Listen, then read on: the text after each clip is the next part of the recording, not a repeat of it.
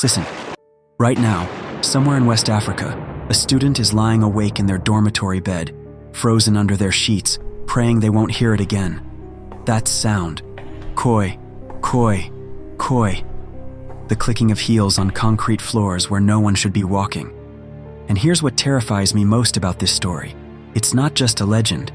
In 1973, a teacher named Victoria Owusu disappeared from a boarding school in Lagos, Nigeria. What the students witnessed that night was documented in police reports that were buried for decades. Until now. Before we dive deeper, let us know in the comments where you're watching from. We'd love to hear from you. And if you're new here, click on the subscribe button so you never miss any of our upcoming videos. Now, if you grew up in West Africa or attended a boarding school anywhere from Nigeria to Ghana, Kenya to Sierra Leone, you know this name, Madam Koi Koi. It's whispered in dormitories after lights out. It's the reason students refuse to walk alone down empty hallways. But here's what most people don't know. This story didn't start as folklore. It started with a real woman, a real tragedy, and a cycle of cruelty that no one wanted to talk about. I spent weeks researching archived newspaper articles, speaking with former students, and tracking down documentation that confirms parts of this story actually happened. And what I found changed everything I thought I knew about this legend.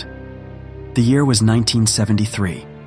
Victoria Owusu was 32 years old, unmarried, and had been teaching at St. Augustine's Secondary School in Lagos for almost 8 years. According to school records I obtained, she was known for 3 things: her beauty, her impeccable fashion sense, always wearing red high-heeled shoes that clicked distinctively against the school's concrete floors, and her absolutely terrifying disciplinary methods. Students from that era, now in their 60s, still remember her with a mixture of fear and something else. Something darker. One former student, whom I'll call Michael, told me this during our interview. We didn't just fear her punishments, we feared her smile. Because when Miss Victoria smiled at you, you knew something terrible was coming. So who was Victoria Owusu really? According to employment records and testimonies I've gathered, she came from a privileged family in Accra, but moved to Lagos after a scandal no one would discuss in detail. The fragments I pieced together suggest a broken engagement, family shame, and a woman who carried her bitterness like a weapon. At St. Augustine's, she taught English literature and served as the head of discipline for the girls' dormitory. Her methods were brutal, even by the standards of that time. Public humiliation, forcing students to kneel on bottle caps for hours, slapping students across the face hard enough to leave marks for days. One incident documented in the school's disciplinary log from March 1973 describes her forcing a 14-year-old girl named Grace to stand in the scorching sun for 6 hours without water because she was caught with a romance novel. But here's where the story takes its first dark turn. Victoria wasn't just cruel, she was obsessed with beauty, with perfection, with maintaining an image. Students reported that she would spend her free periods reapplying her makeup, adjusting her wig, and polishing those red heels until they gleamed. She wore the same perfume every single day, a heavy floral scent called Evening in Paris that students said would announce her presence before she even appeared. Think about that for a moment. Imagine being a child in that school and suddenly catching that scent in an empty hallway.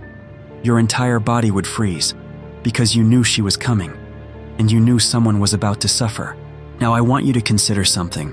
What happens when someone who wields power through fear suddenly loses control? What happens when the victims decide they've had enough? On the night of November 14th, 1973, something happened that would change St. Augustine's Secondary School forever. The official story, according to the brief newspaper report I found in the Lagos Daily Times archives, stated that Victoria Owusu suffered a fatal accident on school premises. Cause of death: severe head trauma from a fall down the stairs near the senior girls' dormitory. Time of death: approximately 11:15 p.m.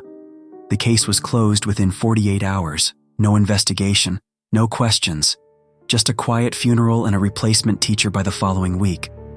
But Michael, the former student I mentioned, told me a very different story. And 3 other students from that time, now elderly and living in different countries, confirm the same details independently. Here's what really happened that night. November 14th was a Wednesday. It was the middle of exam season, and tensions were already high. That evening, Victoria had punished a 15-year-old girl named Blessing for allegedly stealing from another student's locker. The punishment? She made Blessing strip to her underwear and stand in the center of the dormitory common room while other students walked past. For 2 hours. Michael told me he could still hear Blessing's quiet sobbing.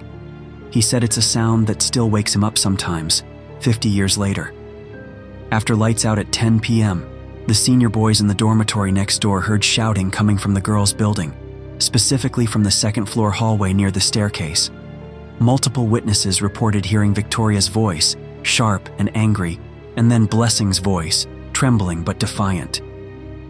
"You can't keep doing this to us," Blessing had said. Those were the last words anyone heard clearly. What happened next depends on who you ask, but the consistent elements are these. There was a confrontation. Blessing wasn't alone. Several other senior girls had gathered, emboldened by collective anger and years of accumulated trauma. There was pushing. There was shouting. And then there was a sound that Michael described as like a watermelon hitting concrete.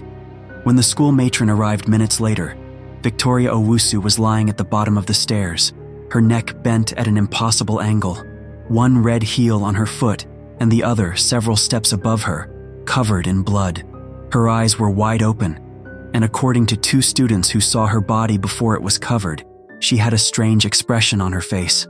Not pain, not fear, something closer to rage, pure, concentrated rage.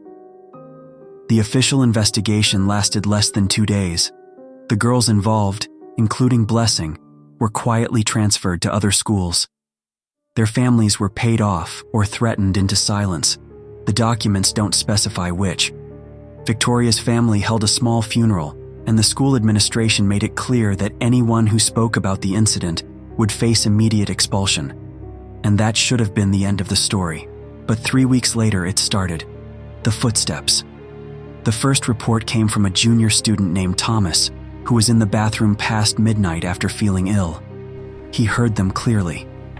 Koi, koi, koi. The distinctive click of high heels on concrete, coming from the empty hallway outside. He said the footsteps were slow, deliberate, as if someone was searching for something. Or someone. When he gathered the courage to peek outside, the hallway was empty, but that heavy floral scent, evening in Paris perfume, hung in the air so thick it made him gag.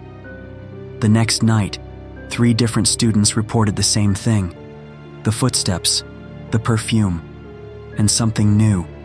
The sound of a woman's voice, soft and sing-song, calling out names. Grace, Blessing, Thomas. "I know you're here." Now you might be thinking this is mass hysteria, students feeding off each other's fear, creating a shared delusion. I thought the same thing until I found something in the school's maintenance logs. Starting in late November 1973, the school recorded multiple electrical malfunctions, specifically in the corridor where Victoria died. Lights would flicker or go out completely between the hours of 11 p.m. and 2 a.m. The school electrician, a man named Joseph Adebayo, noted in his reports that he could find no logical explanation for the failures.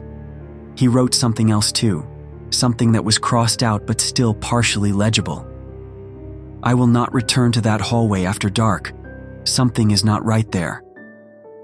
By January of 1974, the incidents had escalated. Students reported seeing a figure in the hallways, a woman in a dark dress and red heels, her face pale and her eyes hollow, gliding rather than walking. Several students claimed they woke up to find wet footprints leading from their dormitory door to their bedside, even though it hadn't rained. The footprints, when measured, matched the size of Victoria's shoes. And then came the attack.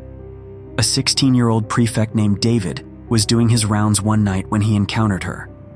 He described it in a statement he gave to the school chaplain, a statement I found in the school's archived pastoral care records. She was standing at the end of the hallway, just standing there, watching me. When I tried to back away, She moved toward me so fast, I didn't even see her legs move. She reached out, and her hand was ice cold. She touched my face and whispered, "You all let this happen." I ran. I ran so fast I fell down half a flight of stairs. When I looked back, she was gone. But my face, where she touched me, it burned for 3 days, like frostbite, but worse. How would you feel if you were a student in that school, knowing that every night something angry, something that refused to stay dead was walking those hallways? Would you be able to close your eyes? Would you be able to convince yourself it was just a story? St. Augustine's Secondary School tried to suppress the stories, but by 1975, enrollment had dropped by 40%. Parents were pulling their children out. Teachers were resigning. The school eventually closed in 1982, officially due to financial difficulties. But everyone knew the real reason. Even now, the building stands abandoned in Lagos, and locals refuse to go near it after dark. Urban explorers who ventured inside report the same things. The smell of old perfume, the sound of footsteps on the second floor, and messages scratched into the walls of the dormitory. "She's still here. Don't sleep. Koi, koi, koi." But here's what haunts me most about this story. It's not just about a ghost. It's about what created that ghost. Victoria Owusu was cruel, yes, abusive, absolutely. But what made her that way? What pain was she carrying that she inflicted on children who had no way to defend themselves? And those students, driven to desperation, who confronted her that night, do they carry guilt? Do they wake up hearing those heels clicking in their dreams? Blessing, the girl at the center of that final confrontation, I tried to find her. I wanted to hear her side. What I discovered broke my heart. She died in 1998. According to her obituary, she never married, never had children, and spent most of her adult life in and out of psychiatric care. Her sister told me Blessing would sometimes wake up screaming about red shoes, about footsteps that wouldn't stop. So let me ask you this. Who is the real victim in this story? Is it Victoria, whose cruelty was perhaps born from her own trauma, who died violently and now can't rest? Is it the students who lived in fear, who were pushed to an act they could never take back? Or is it all of them, caught in a cycle of pain that won't end even in death? The legend of Madame Koi Koi has spread far beyond St. Augustine's. Every boarding school in West Africa seems to have their version now. The details change. Sometimes she's a teacher. Sometimes she's a student who was bullied. Sometimes she wears black heels instead of red. But the core remains the same. The sound of footsteps, the scent of perfume, the presence of someone who died angry and refuses to be forgotten. I'll leave you with this. The next time you hear footsteps behind you when you know you're alone, the next time you catch a scent that doesn't belong, the next time something in your gut tells you to run, listen to it. Because some stories aren't just stories. Some pain is so deep it leaves marks on the world that never fade. Victoria Owusu died in 1973. But every night, in that abandoned school in Lagos, someone or something still walks those halls. Koi, koi, koi. If you made it this far, tell me in the comments, have you ever experienced something you couldn't explain? Have you heard footsteps where no one should be walking? And be honest, if you were a student in that school back then, what would you have done? Subscribe to Theo Grimm Nightmare Folklore for more true stories that blur the line between legend and reality. And tonight, before you turn off the lights, maybe check your hallway one more time just to be sure. Sleep well, if you can.